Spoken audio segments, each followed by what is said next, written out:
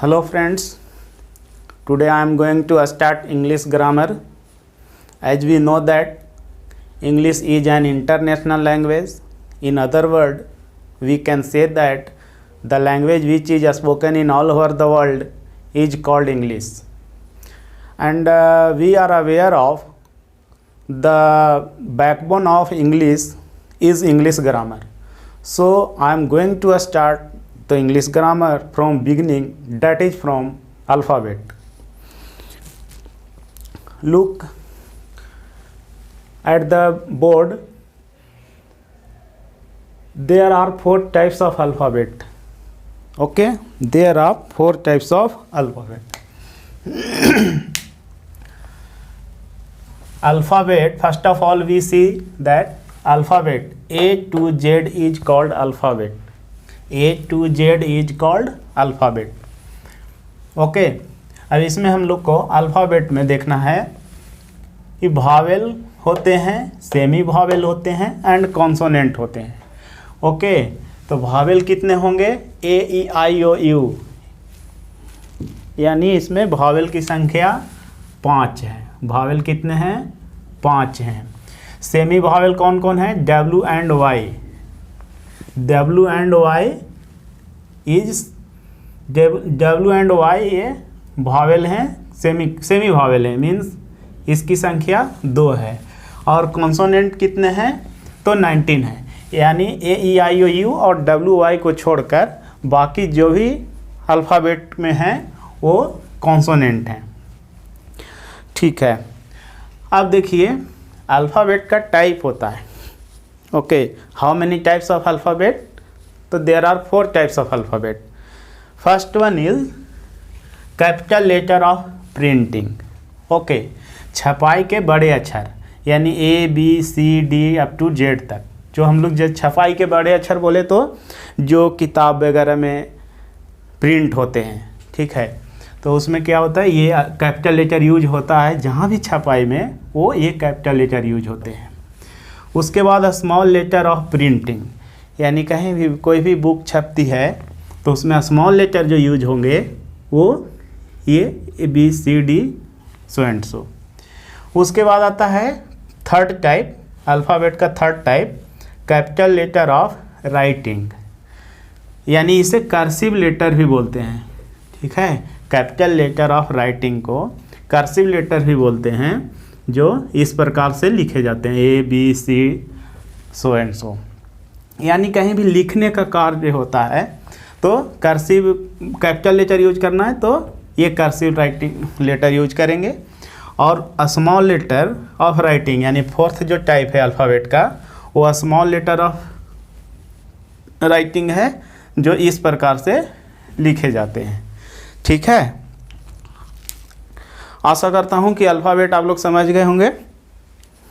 ठीक है, alphabet A to Z होते हैं, भावेल इसमें ए ई आई ओ यू होते हैं, semi vowel W and Y होते हैं, और कॉन्सोनेंट ये E I O U W Y को छोड़कर बाकी जो लेटर हैं वो कॉन्सोनेंट होंगे. ठीक है, आगे देखते हैं. अब देखिए कोई वर्ड कैसे बनता है.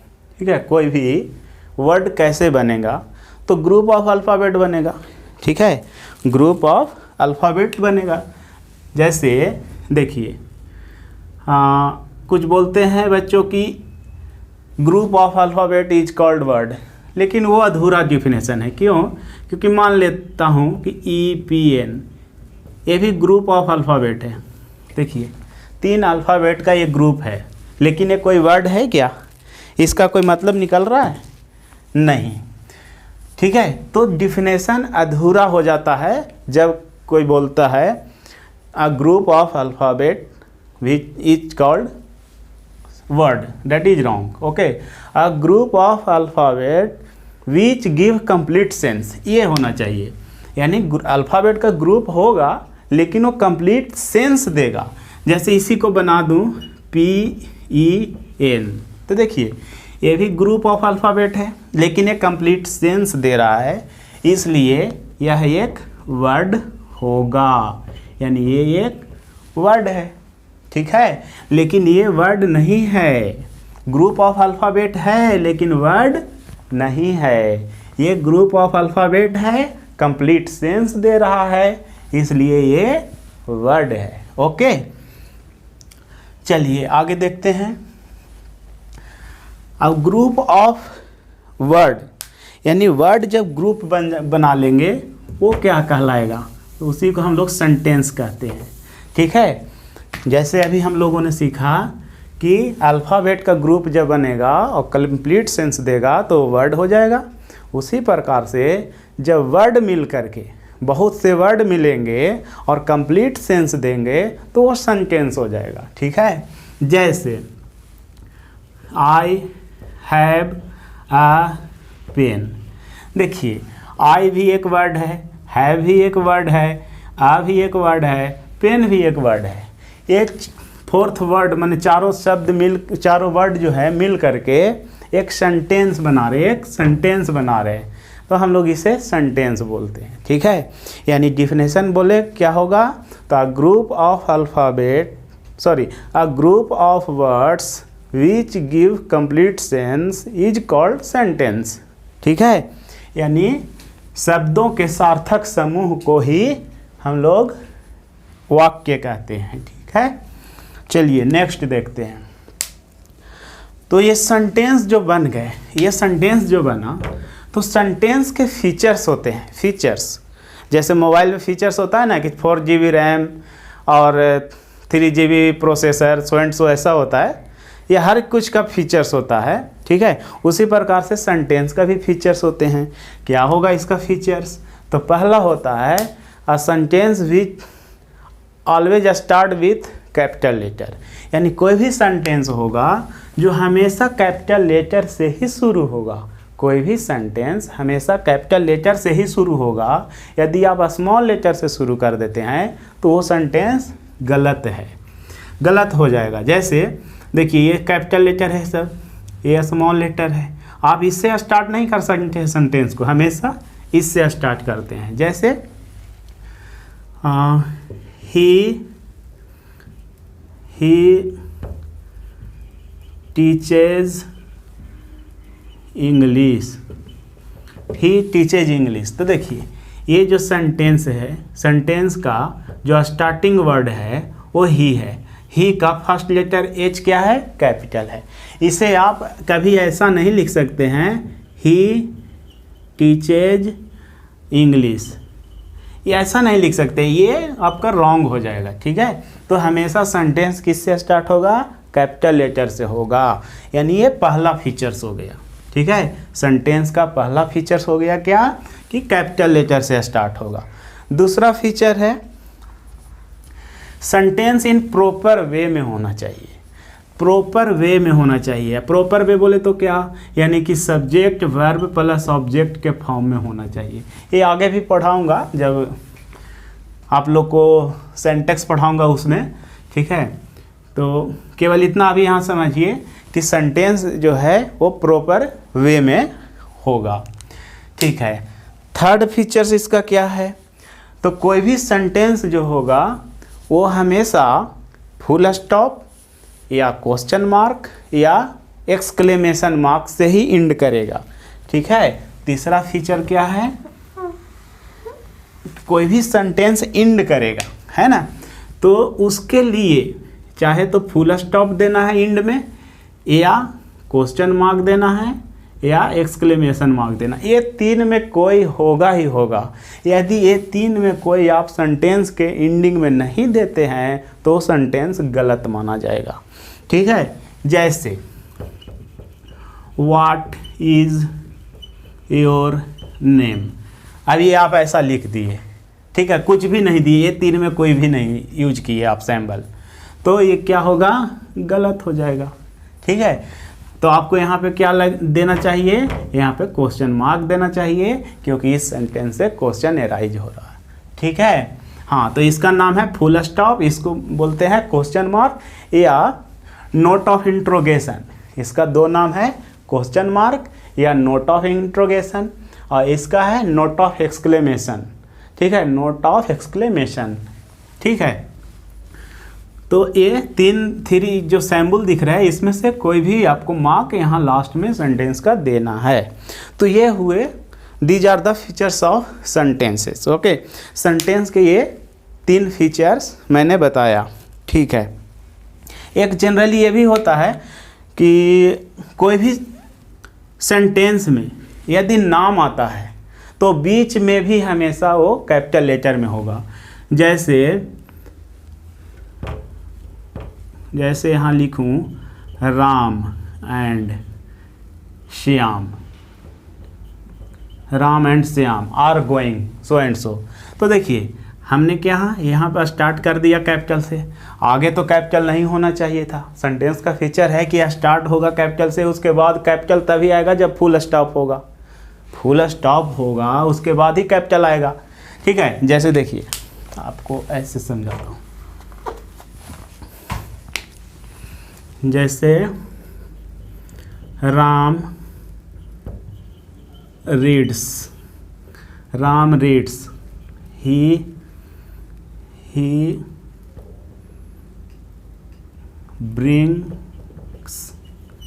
brings a pen। ठीक है, देखिए यहाँ से राम कैपिटल हो गया, इसके बीच में जो संटे कहीं भी कैपिटल है नहीं है। यहाँ पे क्या आया, फुल स्टॉप आया। फुल स्टॉप आने के बाद तुरंत जो स्टार्ट होता है वर्ड, उसका जो फर्स्ट लेटर है कैपिटल होगा, फिर आगे कहीं नहीं होगा। ठीक है, तो वही है, यानी इसमें यहाँ फुल स्टॉप तो नहीं है, फिर भी श्याम का जो एस है वो कैपिटल है। क्यों? क्योंकि नाम है। तो सेंटेंस के बीच में कहीं भी कैपिटल लेटर मतलब नेम आता है तो वो कैपिटल लेटर में ही यूज होता है। चलिए, ये हो गया सेंटेंस का फीचर्स। अब हम लोग देखते हैं कि सेंटेंस के टाइप क्या होते हैं। ठीक है, तो सेंटेंस का जनरली 5 टाइप्स होते हैं। ओके, जनरली 5 टाइप्स होते हैं। ओके, लेकिन हम लोग 6 टाइप भी पढ़ते हैं। ठीक है, जिसे हम लोग 6th जो टाइप है सेंटेंस का वो एम्फैटिक सेंटेंस है। ठीक है, तो उसका तो एक अलग से लेसन है, उसमें हम लोग डिटेल से पढ़ेंगे। हम लोग केवल 5 सेंटेंस अभी यहाँ पढ़ते हैं।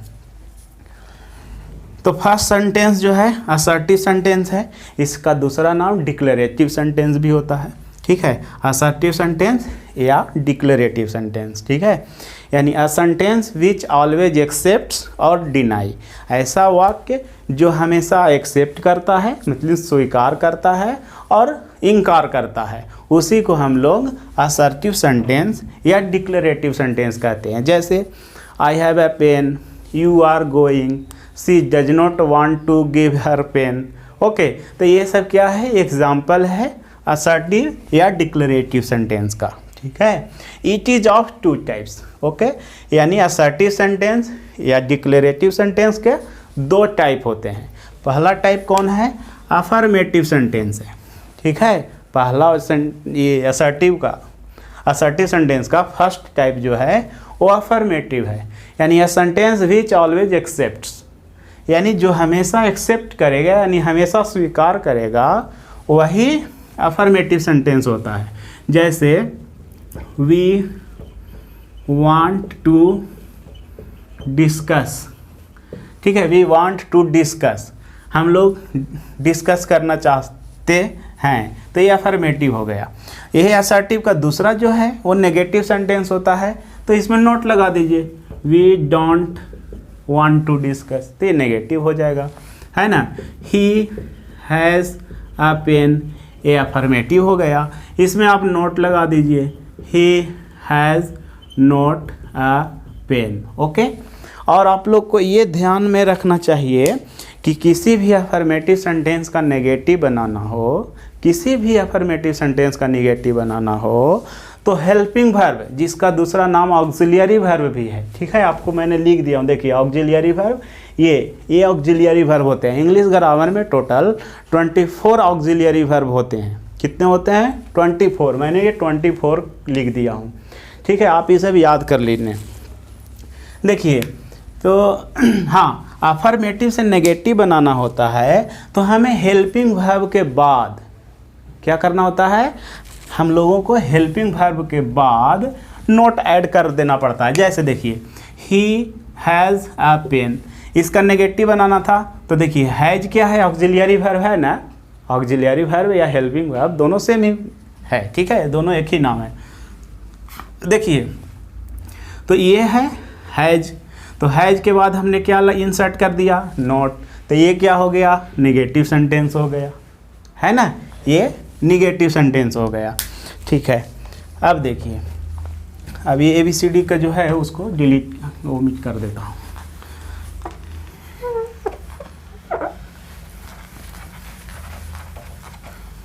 हाँ देखिए, यू आर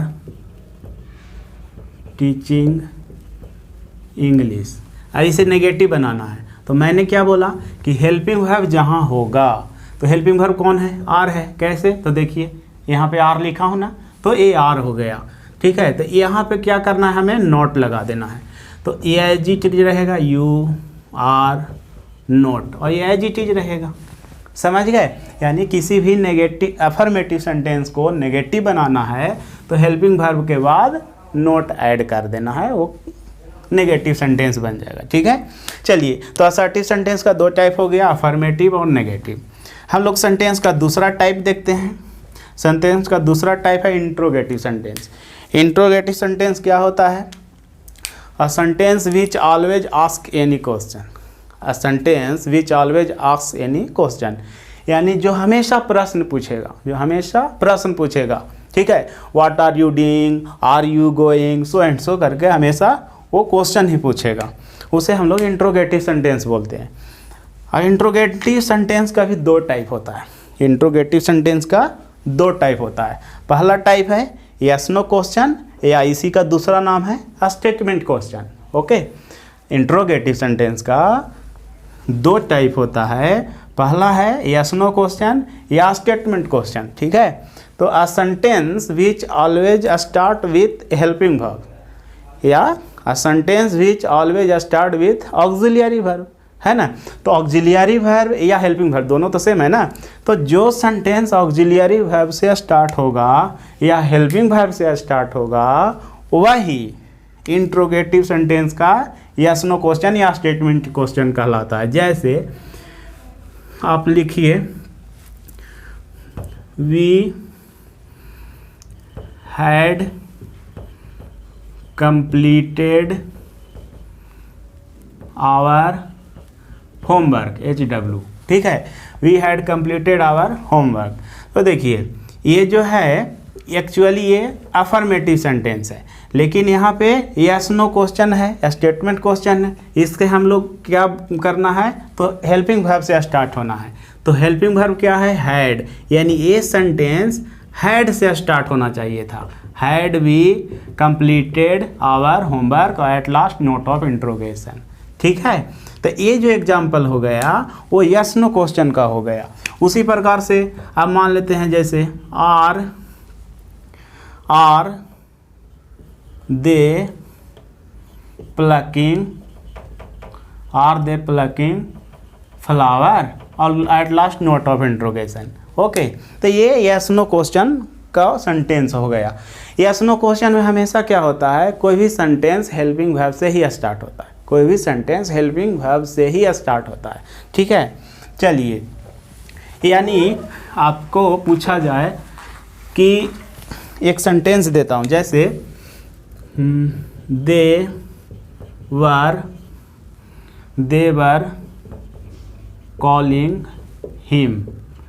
देखिए ये अफर्मेटिव है, ये क्या बोलेंगे आप लोग, अफर्मेटिव है। इसका नेगेटिव बनाना होगा तो आप लोग क्या बनाएंगे, नेगेटिव बनाना होगा। तो मैंने बोला है कि हेल्पिंग वर्ब के बाद नोट इंसर्ट कर देना है, मीन्स दे वर, और यहाँ पे क्या लगा देना, नोट, दे वर नोट, और ये कॉलिंग हिम हो जाएगा, ठीक है। दे वर नोट कॉलिंग हिम, ये फुल स्टॉप। उसी प्रकार से यदि इसे इंट्रोगेटिव बनाना है तो क्या करेंगे, मैंने बताया कि हेल्पिंग वर्ब को बाहर लाएंगे। तो हेल्पिंग वर्ब क्या है, वर है, हेल्पिंग वर्ब वर है। तो ये जो है से यहाँ आ जाता है और ये यहाँ आ जाता है। कितना सिंपल है। इंट्रोगेटिव सेंटेंस बनाना है तो हेल्पिंग वर्ब को बाहर लाइए और सब्जेक्ट को अंदर लाइए। तो वर वर दे कॉलिंग हिम और eight last note of interrogation. देखें, यानी कोई भी अफर्मेटिव सेंटेंस को नेगेटिव बनाना है तो हेल्पिंग वर्ब के बाद नोट ऐड करना होता है। यदि कोई भी अफर्मेटिव सेंटेंस को इंट्रोगेटिव बनाना है तो हेल्पिंग वर्ब को सब्जेक्ट के जगह और सब्जेक्ट को हेल्पिंग वर्ब के जगह करना होता है। ठीक है, ये सब्जेक्ट को आप यहाँ कर दीजिए और ये हेल्पिंग वर्ब को आप सब्जेक्ट के जगह कर दीजिए, ये इंट्रोगेटिव सेंटेंस हो जाएगा। ठीक है, समझ गए? चलिए आगे देखते हैं। तो इंट्रोगेटिव सेंटेंस का दो टाइप होता है। तो यस नो क्वेश्चन और स्टेटमेंट क्वेश्चन को मैंने एक्सप्लेन कर दिया। दूसरा जो टाइप है वो WH वर्ड है। ठीक है, WH वर्ड, वो WH वर्ड क्या होगा? तो sentence which always start with WH word is called WH question. ठीक है, a sentence which always start with WH word is called WH question. Example देखते हैं, जैसे वेयर डू यू लिव। देखिए WH वर्ड से स्टार्ट हुआ कि नहीं? देखिए ये WH वर्ड है, इससे सेंटेंस स्टार्ट हो रहा है। ठीक है, यानी ये WH वर्ड हो गया, ये भी इंट्रोगेटिव है। और आर यू गोइंग, ये भी इंट्रोगेटिव है। लेकिन वो इंट्रोगेटिव का दो टाइप होता है, यानी यस नो क्वेश्चन वाला जो है ये आर यू गोइंग है, और वेयर डू यू लिव जो है वो WH वाला टाइप का है। ठीक है, तो वेयर डू यू लिव हो गया। What is your name, what is your name, ये भी इंट्रोगेटिव हो गया।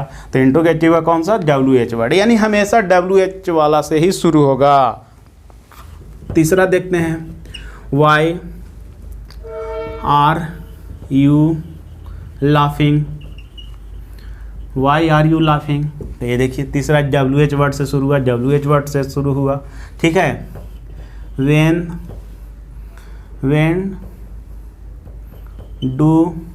डू नहीं, दूसरा एग्जाम्पल लेते हैं, वेन विल यू कॉल मी, आप मुझे कब कॉल करोगे, है ना। ये वेयर डू यू लिव, आप कहाँ रहते हो। व्हाट इज योर नेम, तुम्हारा क्या नाम है।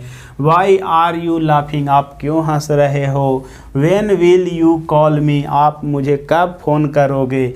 तो ये जो है WH वर्ड का एग्जाम्पल हो गया। ठीक है, एक चीज़ ध्यान दीजिए, वहाँ पे कुछ जगह पे बच्चों जो है ना बहुत गलत करते हैं। क्यों? देखिए कैसे गलत करते हैं, आप ही बताओ। जैसे रहा व्हाट योर नेम इज। अब आपको यहाँ पे बताना है कि यहाँ फुल स्टॉप दूँ या क्वेश्चन मार्क। ठीक है, यहाँ पर फुल स्टॉप दूँ या क्वेश्चन मार्क। फुल स्टॉप तब देंगे जब सेंटेंस असर्टिव होगा, और क्वेश्चन मार्क तब देंगे जब क्वेश्चन इंट्रोगेटिव होगा। तो आप बताओ कि ये क्वेश्चन इंट्रोगेटिव है या असर्टिव है। ओके, नहीं, ये जो सेंटेंस है वो असर्टिव है। ठीक है, इंट्रोगेटिव नहीं है। आप बोलोगे कि नहीं WH से शुरू हो रहा है तो ये तो इंट्रोगेटिव होना चाहिए। नहीं, WH से शुरू होना चाहिए, इंट्रोगेटिव होता है कब? यानी WH वर्ड के तुरंत बाद हेल्पिंग वर्ब होना चाहिए।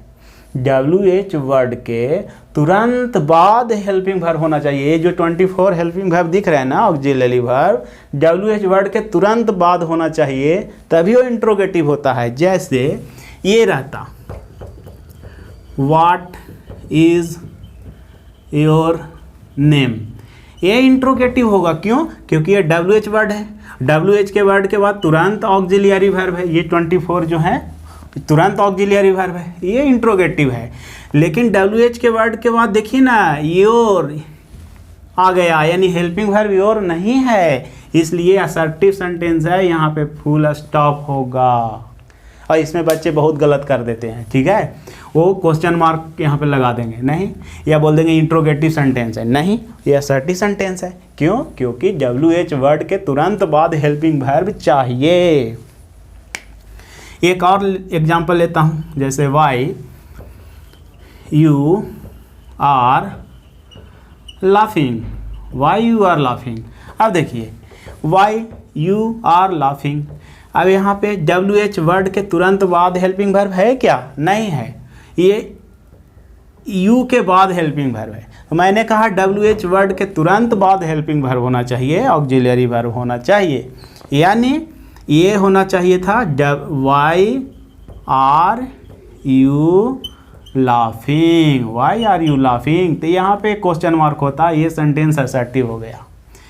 ये जो सेंटेंस है असर्टिव हो गया, फुल स्टॉप यहाँ होना चाहिए, क्योंकि WH वर्ड के तुरंत बाद हेल्पिंग वर्ब नहीं है, तो ये असर्टिव होगा। और WH वर्ड के तुरंत बाद हेल्पिंग वर्ब है तो वो इंट्रोगेटिव होगा। ठीक है, क्लियर? Yes, very good. आगे देखते हैं। चलिए, अब हम लोग क्या पढ़ लिए? असर्टिव सेंटेंस पढ़ लिए, इसका 2 टाइप पढ़ लिए। इंट्रोगेटिव सेंटेंस पढ़ लिए, इसका 2 टाइप पढ़ लिए। अब third one is imperative sentence. Okay, imperative sentence क्या होता है? A sentence which always start with main verb. A sentence which always starts with main verb is called imperative sentence. Okay, and expresses order, advice, request, forbid, है ना? क्या क्या उसमें denotes करेगा, कौन सा चीज़ एक्सप्रेस करेगा? तो ऑर्डर रहेगा, जो भी इम्परेटिव सेंटेंस होगा उसमें ऑर्डर रहेगा, एडवाइस रहेगा, रिक्वेस्ट रहेगा या फॉरवर्ड रहेगा। ऑर्डर माने आदेश देगा, एडवाइस मीन्स सलाह देगा, रिक्वेस्ट मीन्स क्या बोलते हैं, अनुरोध करेगा, और फॉरबिड मीन्स मना करेगा। यही इम्परेटिव सेंटेंस होता है, लेकिन हमेशा मेन वर्ब से स्टार्ट होना चाहिए। तो मेन वर्ब क्या होते हैं? ठीक है, तो जो हो गया ऐसे गो हो गया, रन हो गया, ब्रिंग हो गया, जो हम लोग वर्ब याद करते हैं ना, जो ये वर्ब याद करते हैं, ठीक है, ये मेन वर्ब होते हैं। ठीक है, यानी प्रेजेंट का ये फॉर्म होता है और ये हमेशा प्लुरल होते हैं, ये हमेशा प्लुरल वर्ब होते हैं। इसमें एस या एस लगाएंगे तो ये सिंगुलर हो जाएगा। गो में गो एस लगा दीजिए, ये सिंगुलर हो गया, जबकि ये प्लुरल है। जबकि नाउन में ऐसा नहीं है, नाउन है ये देखिए पेन नाउन है, इसमें एस लगा दीजिए तो ये प्लुरल हो गया और ये सिंगुलर है। ठीक है, तो नाउन को यदि प्लुरल बनाना होता है तो एस या एस लगाने पे प्लुरल हो जाता है, लेकिन वर्ब में एस या एस लगाएंगे तो वो प्लुरल से सिंगुलर हो जाएगा। खैर वो तो आगे की चीज़ है, आगे बताऊंगा। यहाँ पे ये देखिए, यानी अ sentence which always starts with main verb, main verb से होना चाहिए शुरू, तब वह इम्परेटिव सेंटेंस होगा। जैसे एग्जांपल में लिखता हूँ, गो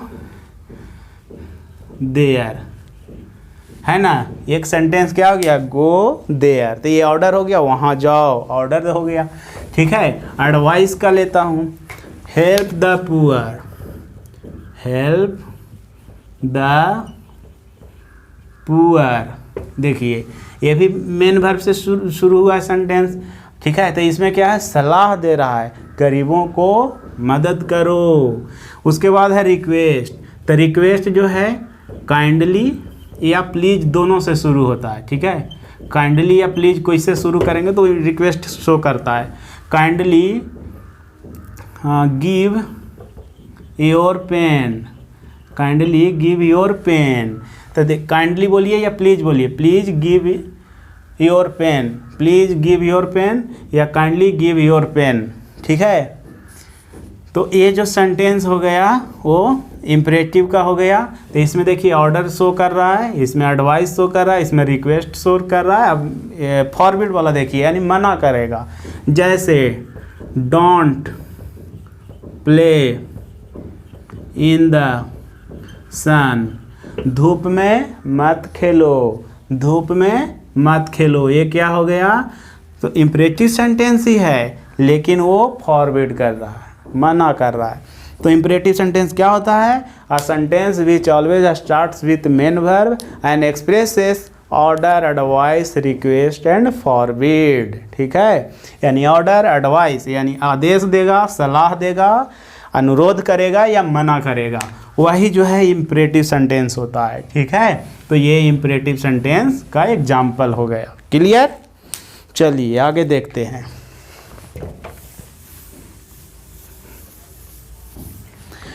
fourth sentence is optative sentence.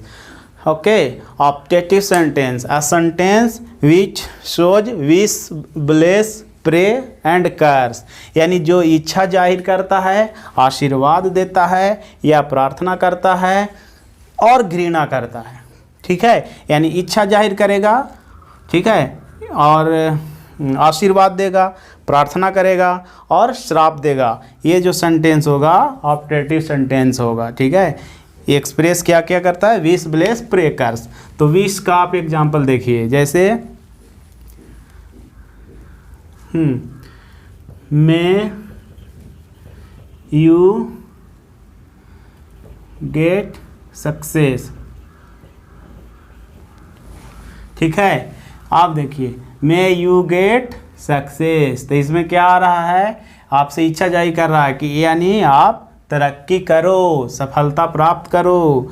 Bless, ठीक है, जैसे मान लो क्या बोलती है, मे यू बी हैप्पी, बोलती है ना कि खुश रहो, मे यू बी हैप्पी। तो ये क्या सा सेंटेंस हो गया, ये ऑप्टेटिव सेंटेंस हो गया। प्रे, प्रे करेगा कैसे, may God help you, may God help you, भगवान आपको मदद करें। ये क्या हो गया, प्रे हो गया। कर्स क्या होगा, ठीक है, कर्स क्या डिनोट करेगा, घृणा करेगा, कर्स में आपसे घृणा करेगा। ठीक है, तो ये कर्स का एग्जाम्पल हो गया। ठीक, तो ऑप्टेटिव सेंटेंस में कितने हो गए, विश, ब्लेस, प्रे, कर्स, ये इसके एग्जाम्पल्स हो गए। ठीक है, चौथा सेंटेंस है एक्सक्लेमेटरी सेंटेंस। एक्सक्लेमेटरी सेंटेंस क्या होता है, a sentence which denotes sentiment of heart, जो दिल के भावना को व्यक्त करता है उसी को हम लोग एक्सक्लेमेटरी सेंटेंस कहते हैं। दिल के भावना, वो दिल से निकलेगा, शाबाश, ठीक है, हुर्रे, वेल डन। ठीक है, तो इस तरह से वो दिल से निकलेगा। How tip the well is, तो वो दिल से निकलता है। रियली सरप्राइज, आपको कोई आकर के अचानक पिन चुभा दिया तो क्या बोलेंगे, आउच, है ना, आउच, ऐसा। तो ये जो होता है एक्सक्लेमेटरी सेंटेंस होता है। जैसे हुर्रे लिखते हैं ना, hurray India won the match, India won the match. Okay, तो ये एक्सक्लेमेटरी सेंटेंस का हो गया। मान लिया जाए 5 यू आर बैड गर्ल। ठीक है, 5 यू आर बैड गर्ल, तो ये एक्सक्लेमेटरी सेंटेंस का एग्जाम्पल हो गया। ठीक है, तो इस तरीके से हमने सेंटेंस का 5 टाइप को आप लोग को पढ़ा दिया। ठीक है, आप लोग इसे याद रखेंगे। छठा जो सेंटेंस है एम्फैटिक सेंटेंस, ओके, उसका एक अलग से लेसन ही है, उसमें उसे एक्सप्लेन करेंगे डिटेल से। ठीक है, यहाँ पे करने की ज़रूरत नहीं है। ठीक है, यानी आपको एक छोटा सा मतलब आपको एक्सप्लेन करता हूँ थोड़ा सा। देखिए, एम्फैटिक सेंटेंस का मतलब क्या होता है, जोरदार वाक्य, यानी किसी भी सेंटेंस को एम्फेसाइज कर देगा, यानी जोरदार बना देगा।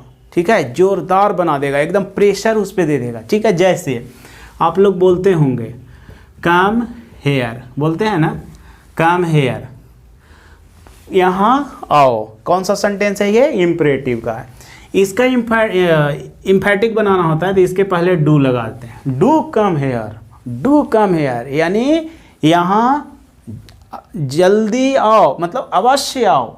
ठीक है, यहाँ जल्दी अवश्य आओ, यानी यहाँ अवश्य आओ, ये हो गया। ठीक है, उसी तरह से दूसरे, I do laugh, I laugh. देखिए, आई लाफ एक सेंटेंस है कि नहीं, मैं हंसता हूँ, लेकिन इसे एम्फेसाइज करना है, जोर देकर बोलना, मैं हंसता ही तो हूँ, है ना, आई लाफ, मैं हंसता हूँ। लेकिन नहीं, किसी बोल नहीं मैं हंसता ही तो हूँ, जोर देना है, तो I do laugh, I do laugh, मैं हंसता ही तो हूँ, मैं पढ़ता हूँ तो हूँ। यह सीता पढ़ती ही तो है, तो क्या लिखेंगे, Sita does read, Sita does read, यानी सीता पढ़ती ही तो है। ठीक है, तो ये इम्फेसाइज कर देता है सेंटेंस को। यहाँ पे इम्फेसाइज नहीं इसे करे तो सिंपल क्या होगा, सीता रीड्स, सीता पढ़ती है। लेकिन इम्फेसाइज करना है कि नहीं, सीता पढ़ती ही तो है, यानी सीता डज रीड। हम लोग होमवर्क करते ही तो हैं, हम लोग होमवर्क करते ही तो हैं। तो पहले बनाइए, हम लोग होमवर्क करते हैं, यानी वी डू आवर होमवर्क। उसमें क्या हो जाएगा, वी डू आवर होमवर्क। ठीक है, डबल टाइम वो डू आ जाएगा। ठीक है, तो इस तरीके से ये इम्फेटिक सेंटेंस होता है। फिर और जैसे होता है, it is I who help you, है ना, इट इज़ आई, यह मैं ही हूँ जो तुम्हें मदद करता हूँ। It is I who help you, यह मैं ही हूँ जो तुम्हें हेल्प मदद करता हूँ। यह वही है जो तुम्हें गाली दिया था, है ना। तो इस तरीके से जो है ये इम्फेटिक सेंटेंस का एग्जाम्पल होता है। ठीक है, क्लियर। तो आशा करता हूँ कि आप लोग ये समझ गए होंगे। ये इम्फेटिक सेंटेंस का होता है, लेकिन इम्फेटिक सेंटेंस का एक अलग चैप्टर होता है, उसमें और डिटेल से पढ़ाया जाता है, क्योंकि वो एग्जामिनेशन में बहुत आते हैं। ठीक है, खास करके ये चीज़ वाला तो बहुत आता है। इसको गलत कर देता है ऐसे, it is me who helps you, तो ये गलत हो जाएगा। यहाँ पे हमेशा आई आता है, मीन्स सब्जेक्टिव फॉर्म आता है, नॉट ऑब्जेक्टिव फॉर्म। ठीक है, चलिए, तो ये सेंटेंस का आज क्लियर हो गया, पहला क्लास क्लियर। ठीक है, दूसरे क्लास में हम लोग दूसरा टॉपिक देखेंगे। ठीक है, तो एक आप लोग ये याद जरूर कर लीजिएगा, ये हेल्पिंग वर्ब्स होते हैं जो इंग्लिश ग्रामर में 24 होते हैं। ठीक है, 24 इंग्लिश ग्रामर में हेल्पिंग वर्ब होते हैं, जिसे दूसरा नाम है ऑक्सिलियरी वर्ब, हिंदी में बोलते हैं सहायक क्रिया। यानी ये सहायता करता है, यदि ये नहीं सहायता करे तो सेंटेंस ही फॉर्म नहीं होगा अच्छा। ठीक है, अच्छा सेंटेंस ही नहीं फॉर्म होगा। जैसे देख लीजिए, आई आ बॉय रहे। ठीक है, यानी इसका हिंदी क्या होगा, मैं एक लड़का। अब ये इसमें से एम यहाँ पे यूज होना चाहिए था, लेकिन एम यहाँ पे यूज हुआ ही नहीं, तो कैसा लग रहा है, मैं एक लड़का हूँ। ये एम का मतलब होता है हूँ, यहाँ पे यूज हुआ ही नहीं, तो अधूरा लग रहा है ना, मैं एक लड़का, मैं एक लड़का। तो ये इसका इम्पोर्टेंट रोल है इंग्लिश ग्रामर में। ये 24 जो हेल्पिंग वर्ब होते हैं, ठीक है, इसका बहुत इंपॉर्टेंट रोल है सेंटेंस को कंप्लीट करने में। ठीक है, जैसे आई ए बॉय, क्या कैसा लग रहा है, फालतू सेंटेंस लग रहा है। इसी को बोलूँ आई एम अ बॉय तो अच्छा लगा। किसने मदद किया, ये किया, इसीलिए इसको बोला जाता है हेल्पिंग वर्ब, यानी मदद करने वाली क्रिया, यानी इसको हिंदी में बोलते हैं सहायक क्रिया। ठीक है, ओके, आपको ऐसे भी पता चलेगा कि ये इम्पोर्टेंट है। किसी भी अफर्मेटिव को इंट्रोगेटिव बनाना होता है तो हेल्पिंग वर्ब बाहर आ जाता है। किसी भी अफर्मेटिव सेंटेंस को नेगेटिव बनाना होता है तो हेल्पिंग वर्ब के बाद ही आप नोट ऐड करते हैं, नोट, है ना। नोट कहाँ ऐड करते हैं, हेल्पिंग वर्ब के बाद ही, तभी वो नेगेटिव बन पाता है। तो ये जो 24 हेल्पिंग वर्ब्स हैं, ऑक्सिलियरी वर्ब्स हैं, इसका इम्पोर्टेंट रोल है इन इंग्लिश ग्रामर। ठीक है, क्लियर। चलिए, आशा करता हूँ आप लोग ये समझ गए होंगे सेंटेंस का टाइप। ठीक है, चलिए, ओके, तब तक के लिए गुड नाइट।